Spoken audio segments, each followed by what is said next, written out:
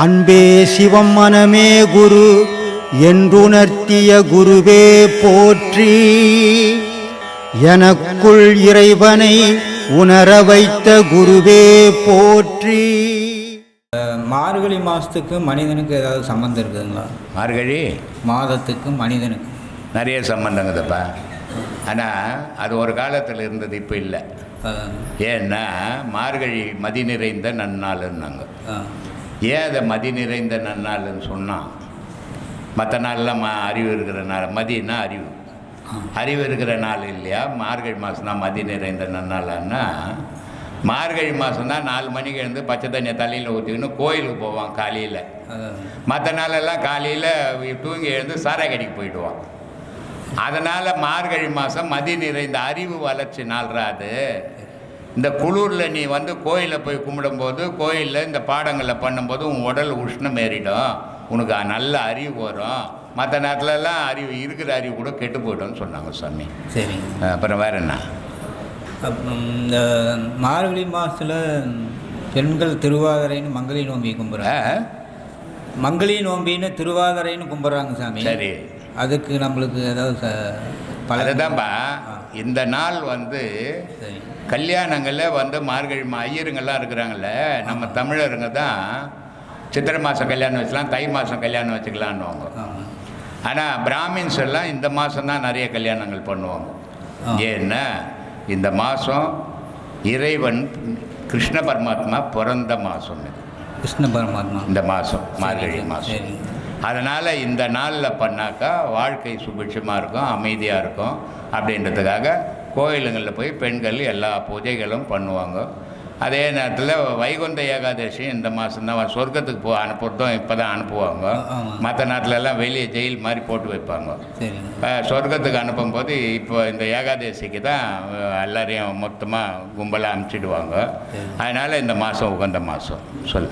சரி, அப்போ நம்ம கோயிலுக்கு போகையில் 5 பஞ்சபூதங்களில் ஏதாவது ஒரு பொருளை கொண்டு போகணும். நீ தான் பஞ்சபூதமே, வேறு பூதம் அது வெளியே இல்லை. வெளியே ஒரு பூதமும் கிடையாது, நம்ம தான் பஞ்சபூதம். சரி சரி, நம்ம யோசிக்கிறதே கிடையாது. வெளியிற பூதத்தையே பார்த்துன்னுக்குறோம்.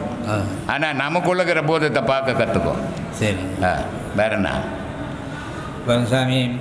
3வது உபதேசம் வாங்கியிருக்கிறேன் சாமி. 30வது உபதேசம் வாங்கினா கூட பிரயோஜனம் கிடையாது. இல்லை இல்லைங்க, 3வது உபதேசமா 30வது உபதேசமா இல்லை, பாடம் பண்ணுறதை பொறுத்து தாங்குது. சரிங்க. இல்லை, பாடம் பண்ணாத நீ 30 உபதேசம் வாங்கினாட ஒரு பிரயோஜனமும் கிடையாது. இல்லைங்க சாமி. முதல் ஏன்னா குறைஞ்சது 3வது உபதேசம் வாங்கினீங்கன்னா 2.5 மணி நேரம் பாடம் பண்ணணும். அப்போ தான் அது வேலை செய்யும்.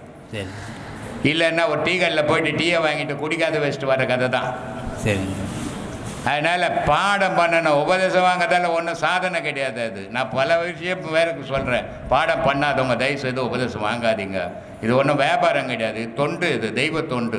இதில் வந்து பிஸ்னஸ் மாதிரி துட்டு வந்தால் போதுன்னு வாங்கி கொட்டிக்கிறது இல்லை இது. அதனால் பாடம் பண்ண முடிஞ்சவங்க வரைக்கும் வாங்குங்க. 2.5 மணி நேரம் ஆகும். ஏன்னா முதல் பாடம் 1 மணி நேரம், 2வது பாடம் 1 மணி நேரம் ஆகிடும். ஆமாங்க சாமி, அப்படி தான் பண்ணிகிட்டு இருக்கேன். அந்த மாதிரி அந்த டைமிங்கே கரெக்டாக எந்த பண்ணிங்கன்னா உங்களுக்கு அதனுடைய பலன் உண்டு, இல்லைன்னா இல்லை. சொன்னீங்க இந்த மாதம் என்ன மாதிரி இங்கே வச்சுருக்கிறேன், அடுத்த மாதம் எங்கன்னு தெரியலன்னு சொன்னீங்க. ஆனால் ஒரு உண்மையான குரு எங்கே வச்சு நடத்தினாலும் அது நல்லா இருக்கும் சாமி. நீங்கள் எங்கே வச்சு நடத்தினாலும் நாங்கள் அங்கே வருவோம். ஆமாம் சாமி, நீங்கள் இடமே இல்லாமல் ஒரு மரத்தடியில் வச்சு நடத்தினாலும் சொன்னாங்க அங்கே வருவோம். ஆனால் இந்த எல்லாருக்குமே தெரியும், ஆசிரமத்தில் ஐயா ஒரு வீடியோவில் சொல்லிக்கிறாரு, இந்த ஆசிரமம் உருவாகிறதுக்கு எவ்வளோ கஷ்டப்பட்டுருக்குறேன், எவ்வளோ வட்டிக்கு வாங்கியிருக்கிறேன், எவ்வளோ வீட்டை விற்றுருக்குறேன். இந்த சீடர்களும் பக்தர்களும் இல்லைன்னு சொன்னால் இதை எழுப்ப முடியாது. இந்த காசு கொடுத்து உதவின அத்தனை உள்ளவங்களுக்கும் அவங்க காலை தொட்டு நான் கும்பிட்றேன் அப்படின்னு சொல்லி கையெடுத்து கும்பிட்டார் சாமி ஒரு வீடியோவில். அப்படி இருந்துட்டு அது யாரோ ஒருத்த வச்சு ஆடுறான்னு சொன்னால் இது எனக்கு அதுக்கும் சம்மந்தமே இல்லாத மாதிரி இருந்திருக்கீங்களா சாமி? எப்படி சாமி இருக்கிறீங்க? இந்த நிலைமை எப்படி, மனப்பக்குவம் எப்படி உங்களுக்கு வந்துச்சு? இந்த எல்லா மக்களும் எனக்கே சொல்லணும், ரொம்ப நாளாக சொல்லணும்னு பாடமே பண்ண முடியல. மனசாட்சி வேண்டாமா சாமி? அது யார் எவர்னு எதுக்கும் வேண்டாமா? அந்த மனப்பக்குவம் இல்லாமல் ஒரு குரு பாடம் கொடுக்குற குரு எப்படி இருக்கணும்? மன செம்மையாக இருக்கணும், தூய்மையாக இருக்கணும், நல்ல கருணையோடு இருக்கணும், சாந்தமாக இருக்கணும், இப்படி உங்களை மாதிரியே இருக்கணும்னு சொல்லியிருக்கீங்க. நீங்கள் சாந்தமாக இருக்கணும் அப்படி எதுவுமே இல்லாத ஒரு குரு பாடம் கொடுத்தாங்கன்னா அந்த பாடம் வாங்குறோடைய நிலைமை என்ன வருது? அவங்க கடையேறுவாங்களா? அவங்களெல்லாம் தேடி ஒரு 4 பேர் போகிறாங்களே, அவங்கெல்லாம் யார் சாமி? எதுக்காக போகிறாங்க? அது சொல்லுங்கள் சாமி. இதை கேட்குறதான் ராமகிருஷ்ணன் ஒரு கதை சொல்லுவார். அவர் வந்து பிரசங்கம் பண்ணிகிட்டே இருப்பார். பிரசங்கம் பண்ணினே இருக்கும்போது என்ன பண்ணுவாங்களாம், பணக்காரங்க ஏழை எல்லோரும் என்ன பண்ணுவாங்களாம், ஒரு பொருளை எடுத்து வந்து கொடுப்பாங்களாம் சாப்பிட்றதுக்கு. மாலை, பூ, பழம், ஸ்வீட்டு அப்படின்னு எடுத்து கொடுப்பாங்களாம். இவர் என்ன பண்ணால் ஒரு சிலர் கொடுத்தா மட்டும்தான் அவர் எடுத்து அதுலேருந்து ஒரு துண்டை எடுத்து வாயில் போடுவாராம். வேறு யாருன்னா எடுத்து கொடுத்தாங்கன்னு சொன்னால் அது கையே வைக்க மாட்டாராம். கையை வைக்க மாட்டேன், அதை ஒருத்தங்கிறான் பாரு, அவங்ககிட்ட எடுத்து கொடுன்னு வரான். யார் அவர்? விவேகானந்தர்கிட்ட. ஏன் அவர் ஒரு சிலர் கொடுத்தா சாப்பிட்றாரு, ஒரு சிலர் கொடுத்தா சாப்பிட மாட்டாரு? இவ்வளோ பெரிய ஞானி பிரித்து பார்க்குறாருன்னா அப்படி இல்லை அது விஷயம். யார் கையில் எந்த பொருளை வாங்குறன்றதுக்கு ஒரு இது இருக்குது. மனுஷனோட மூச்சு காற்றுல மட்டும் எண்ணம் வரல, அவங்களோட செயல்லையும் அவங்களோட எண்ணம் பிரதிபலிக்கும்.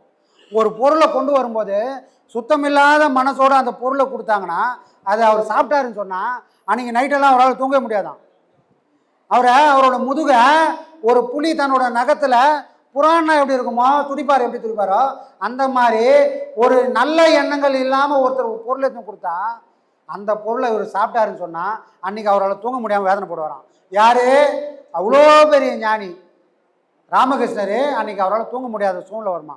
அதனால் நல்லா தெரிஞ்சு இந்த மனசு சுத்தமாகுது, இந்த மனசு சுத்தமாகுதுன்னு அவங்க கொண்டு வந்தால் மட்டும்தான் அந்த பொருள் வந்து ஒரு எதையாவது ஒன்று எடுத்து தன்னோட வாயில் போடுவாராம். மற்ற எல்லாத்தையும் போட்டபடியே வச்சுப்பாராம்.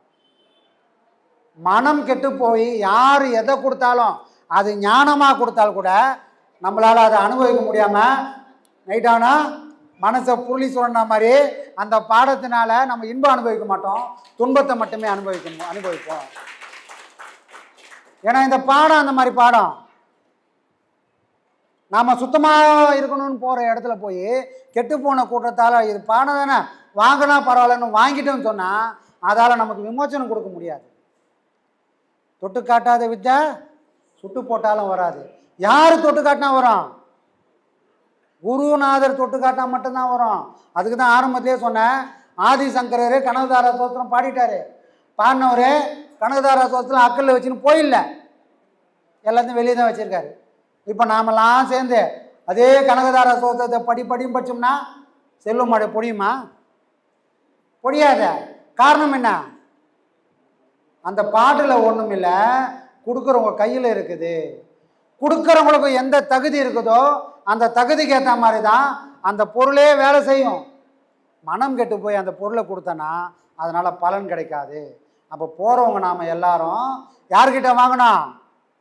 வெள்ளை வேட்டி கட்டினா வாங்கிடலாமா? வாங்க முடியாது. ஏன்னா அதை அவர் கொடுத்தாருன்னா அந்த பாடத்தினால நமக்கு பலன் கிடைக்காது. புரியுதுங்களா? இதுதான் சாமி விஷயம். அப்போ யாருக்கிட்ட வாங்கணும், எதை வாங்கணும், அந்த தகுதி அவருக்கு இருக்கா அப்படின்னு நம்ம தெரிஞ்சு அதை போய் வாங்கினோம்னா நம்ம பாடம் தெளிவாக நம்மளை கொண்டு போய் சேர்க்கும். இல்லைன்னு சொன்னால் பாதி வழியில் போய் தலை சொஞ்சின்னு போய் நிற்போம். இவ்வளோ நாள் ஆச்சு, இது ஒன்றுமே செய்யலை. நான் எப்படி வந்தனோ அதே மாதிரி இருக்கிறேன்னா நாம் செய்யக்கூடிய பாடத்தினால எந்த பலனையும் இந்த மனமோ இந்த உயிரோ அனுபவிக்கலைன்னு அர்த்தம். மனம் அனுபவிச்சதுன்னு சொன்னால் நம்மளால் ஏற்கனவே இருந்த மாதிரி இருக்கவே முடியாது, இருக்கவே முடியாது. அதனால தான் நான் அவங்ககிட்ட சொன்னேன், இந்த அவங்ககிட்ட நான் 4 படம் 5 படம் வாங்கியிருக்கிறேன். அந்த 5 படத்தையும் தவிர்த்துட்டு நான் ஃபஸ்ட்டு கதி படம் உங்ககிட்ட வாங்கணும்னு தான் ஆரம்பத்தில் முயற்சி பண்ணி நான் ஆரம்பத்தில் மொதல் படம் உங்கள் கையில் வாங்கினா தான் அது நான் அழிஞ்சு போனாலும் பரவாயில்ல. ஒரு மனுஷன் எப்படி வாழணுமோ அந்த வாழ்க்கையை இப்போ அந்த 2-3 மாதமாக நல்லா வாழ்ந்துட்டு இருக்கோம், 2 வருஷமாக. அது போதும். நாளைக்கே எனக்கு ஒன்று ஆனால் கூட பிரச்சனை கிடையாது. இந்த ஆசிரமத்துக்கு வர்றவங்களுக்கு ஐயாவை பற்றி தெரிஞ்ச அத்தனை பேருக்கும் புது ஆளாக இருந்தாலும் சரி பழைய ஆளாக இருந்தாலும் சரி இங்கே உள்ள சூழ்நிலை எல்லாம் தெரியும். நீங்கள் யார், அவங்க யார், யார் எப்படி அப்படின்னு நல்லா தெரியும். அப்படி இருந்தும் அவங்க பின்னாடி போகிறதுக்கு 4 பேர் இருக்கிறாங்கன்னா இல்லை அவங்களா போகிற நல்ல உள்ளவங்களும் யாரும் போக மாட்டாங்க.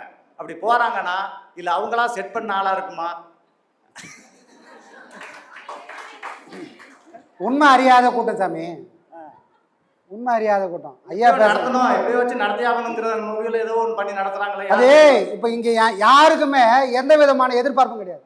ஒரு நாளைக்கு அது இங்கே வந்தா கண்டிப்பாக உடையும் பாருங்க. அது ஒரு யாருக்காக எதிர்பார்ப்பு தான்? எந்த எதிர்பார்ப்பும் இல்லாத ஒரு கூட்டம் தான் இங்கே இருக்குது. ஆனால் அங்கே என்ன எப்படி இருக்குதுன்னா, ஒரு கூட போய் சேர்ந்தா நாம் என்ன பண்ணாலும் அவர் கேட்கவே மாட்டார். பண்ணுமா, பண்ணு அப்படின்னு சொல்கிற கூட்டம். ஆனால் அவங்க அதுக்கான தகுதி இருக்குதா அப்படின்னு தெரிஞ்சு பண்ணோன்னு வச்சுக்கலாம், ஐயா பேர் கிடையாது. யார் வேணா என்ன வேணா பண்ணிக்கணும்னு விட்டா யாரை போய் சேரும்? ஐயாவோட முகத்தை பார்த்து ஐயாவோட பேச்சை கேட்டு பொதுமக்களுக்கு உள்ளே வராங்க. இவங்கள நம்பியோ என்ன நம்பியோ யாரும் வரப்போகிறதே கிடையாது. அப்போது நான் ஒரு தப்பான ஆளுக்கிட்ட போய் நான் இதை பண்ணுன்னு சொல்லி கொடுத்துட்டேன்னு சொன்னால் நம்பி வர்றது ஐயாவை நம்பி வரவங்க அந்த தப்பான ஒரு விஷயத்தை அவங்க அனுபவித்து அதனால் துன்பப்பட்டாங்கன்னா யார் அவங்க மனசு வேதனைப்படும்? அவரை நம்பி தானே வந்தேன், அந்த இடத்துல இப்படி நடக்குதேன்னு வேதனைப்படக்கூடிய சூழ்நிலை அங்கே வந்துடும். அதுக்கு தான் நான் முன்கூட்டியே உங்ககிட்ட நான் இந்த மாதிரி இது என்னன்னு கேட்டேன். எல்லாருக்கும் பார்த்தா டவுட்டு. ஏன்னா பாடம் கொடுத்தவங்களா இந்த லட்சத்தில் இருந்தீங்கன்னா பாடம் வாங்கின நாங்கள் எந்த லட்சத்தில் இருப்போம் கேட்டாங்க. எல்லாருக்கும் ஒரு சந்தேகம் வந்துச்சு. சரி சாமி, சாமி இந்த இப்போ ஊரில் ஒரு சின்ன 2 இன்ச்சு வேலி நம்பிட்டு அவ்வளோ ஒருத்தவங்க தான் அடிச்சுக்கிறான் வெட்டிக்கிறான் கொடுக்கலாம். இவ்வளோ ஒரு பேர் சாமிராஜத்தை எனக்கு அதுக்கு சம்மந்தமே இல்லாத மாதிரி இருக்கிறீங்களா சாமி? அது எப்படி சாமி உங்களுக்கு இந்த மனப்பக்கம்? ஐயாவே அப்படிதான் சாமி இருந்தாரு, எல்லாத்தையும் அவர் தான் உருவாக்குனாரு. ஆனால் அவருக்கும் அதுக்கும் எந்த சம்மந்தமே இல்லாமல் தான் அவர் கடைசி நொடி வரைக்கும் இருந்தார். அதனால தான் அவர் பேர் எங்கேயுமே எழுதலை. ஒருவேளை அவர் பேர் எழுதியிருந்தாருன்னா இன்னைக்கு இந்த பிரச்சனை இருந்திருக்கு சாமி. ஞானம்ன்றது எதையுமே வேணான்னு ஒதுங்கி நிற்கும் சாமி. சங்கர மடம் உலகம் ஃபுல்லாக இருக்குது. ஆனால் சங்கராச்சாரியர் எப்படி இருப்பார்னா, ஏற்கனவே இருந்தவரை சொல்கிறேன், அவர் என்ன பண்ணாராம், ஒரு ஓலை குடிசையில் ஒரு கீஞ்சி போன பாயில் அவர் போய் பத்து நிற்பார். அவரை பார்க்குறதுக்கு ஜனாதிபதி வருவாங்க, பிரதமர் வருவாங்க, உலகத்தில் இருக்கிற கோடீஸ்வரம்லாம் அங்கே வந்து நிற்பான் அவரை பார்க்கறதுக்கு. ஆனால் அவர் எங்கே போய் நிற்பாருன்னு சொன்னால் ஒரு ஓலைப்பாயிலையும் ஒரு கீஞ்சி போன ஒரு குடிசையிலையும் ஓலை குடிசையிலையும் உட்காந்துப்பார். யார்? ஏற்கனவே இருந்தால் பெரியவர், மகா பெரியவர்னு சொல்லுவாங்க அவரை. அவர் அங்கே தான் இருப்பார். ஏன்னா அவ்வளோ பெரிய சாம்ராஜ்யத்தில் அவர் இருந்தால் கூட எனக்கும் அதுக்கும் சம்மந்தமே இல்லைன்னு அவங்க இருப்பாங்க.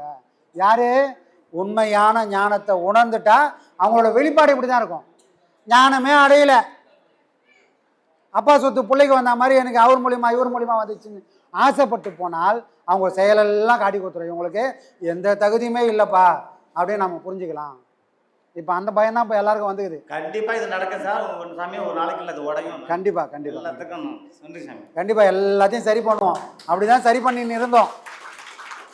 எல்லாரையும் ஞாயிற்றுக்கிழமை வர வச்சு முடிஞ்சவங்க எல்லாரும் நம்ம சரி பண்ணிக்கினே வந்தோம். ஒரு 2 மாதமாக ஒரு தற்காலிகமான ஒரு இடைவெளி வந்துச்சு. கண்டிப்பாக நாம் திரும்ப எல்லாத்தையும் சரி பண்ணுவோம்.